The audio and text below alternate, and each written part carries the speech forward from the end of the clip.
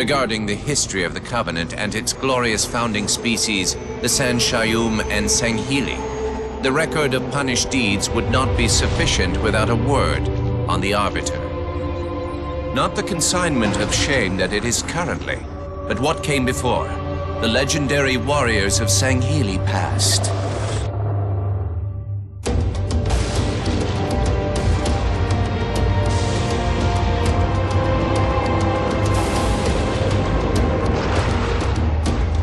Long before the Covenant, the Sanghili ruled their world with pride and vigilance, surviving the perils of both land and sea. These were the arbiters of old, part king, part judge, warrior rulers, unlike any of which would follow. When we arrived on their frontier world of Ulgathon, the cost of life was severe. Led by a mighty arbiter, the Sanghili resisted our entreatment with ruthless force, leading to decades of war.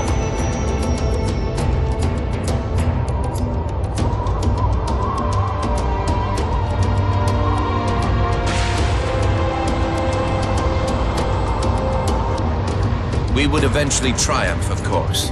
And when we did, we would not ignore the mantle of the Arbiter. Like all things, we would bend the Sanghili to our own ends.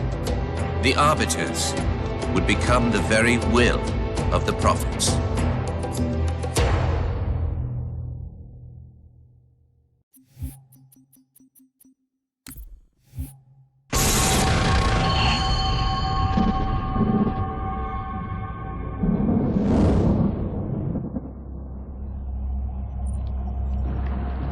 For generations, our holy arrangement put the prophets in charge of religion and technology.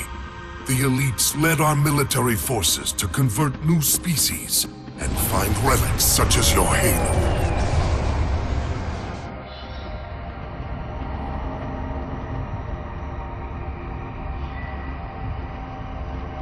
And these relics you sought, the San-Shayum, your prophets, told you that they would lead you on this great journey?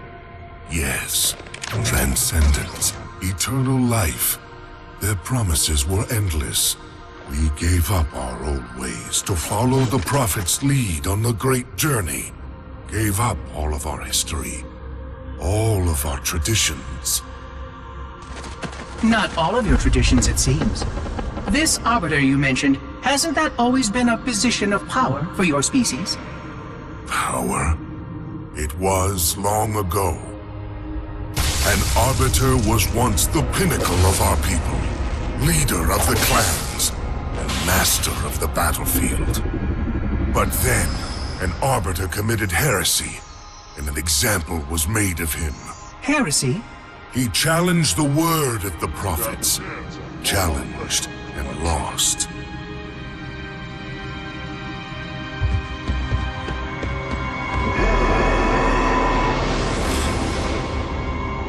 So the title of Arbiter became a badge of shame for our most spectacularly failed warriors. Yes. They were accomplished manipulators. Back before the firing of the array. I see at least that hasn't changed. Manipulators? What? And before? Before when? I will explain later. Right now, I want you to tell me everything you can of these Arbiters.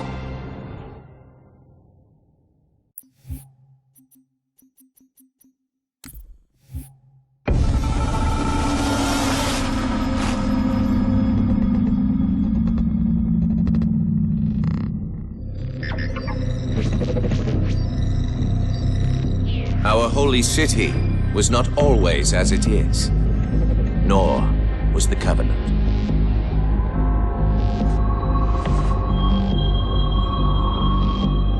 At one time, it was only San-Shayum and Sanghili, but as we grew, and new species were added to our number, radical steps had to be taken.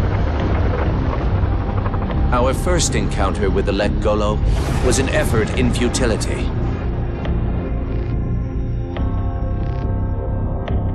The blasphemous creatures had devoured a Forerunner orbital, shattering its remains into 1 trillion pieces.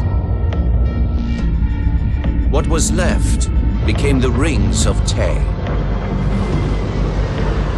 As no conventional methods could purge the rings of their infestation, we sent one of our most faithful, an Arbiter. For a full year, this Arbiter ventured across the surface of one of their moons, learning both their strengths and their weaknesses. It was there that we discovered the Lek Golo's secret.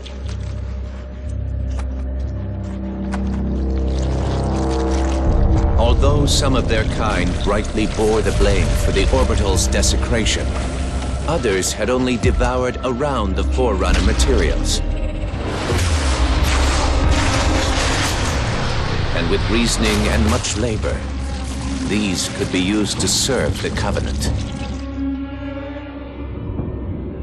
And by these means, the Great Arbiter had given us one of our most sought-after treasures, access to innumerable processing pathways of the mighty Forerunner Dreadnought, and to the many secrets it held.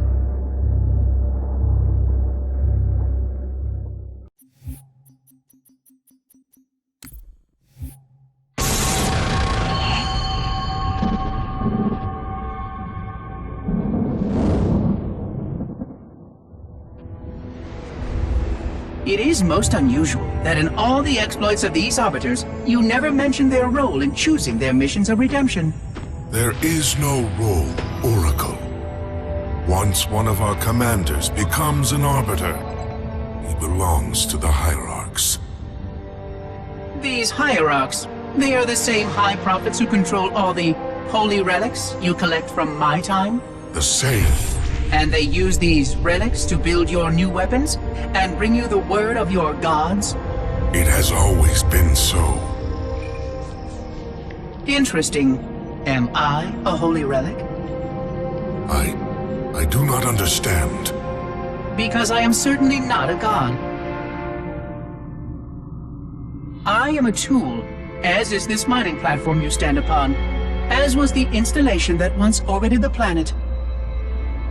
The Forerunner's technology is lasting and indeed quite powerful, but I'm quite certain they would have told me if I was infused with some kind of divine power. I suspect some of your prophets may have been quite aware of how much divine inspiration tools such as myself could provide. And you never questioned these proclamations. Even your mightiest warriors, these Arbiters, never questioned? Questioning was what brought shame to the word Arbiter long ago, Oracle. How disappointing. I fear now that there are many questions we should have been asking for a long, long time. I would be more than happy to answer any such questions, but I have a few more for you. Continue your tale of these Arbiters.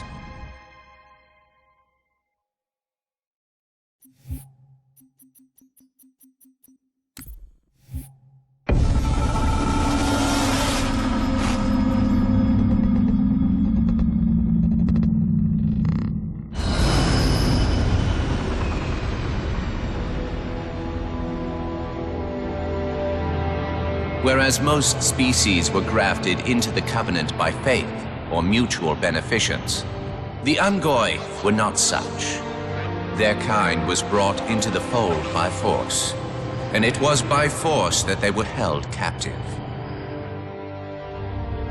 Their world had no prayer against our might and majesty, and their peoples were quickly laid low, many of them brought into subjugation.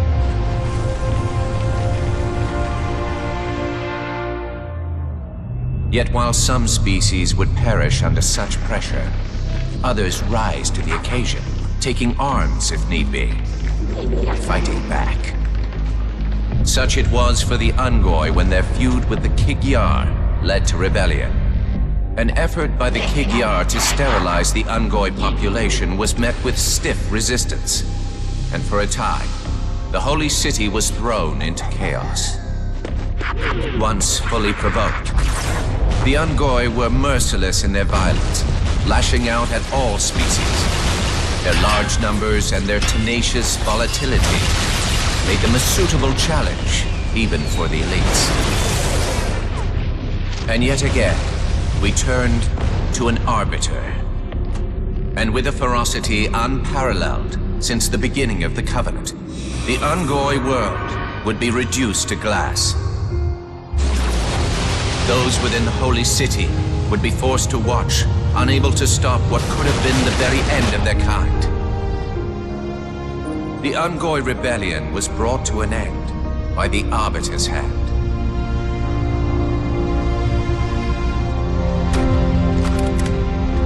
Their world was not completely lost, and those who survived within high charity found some measure of mercy.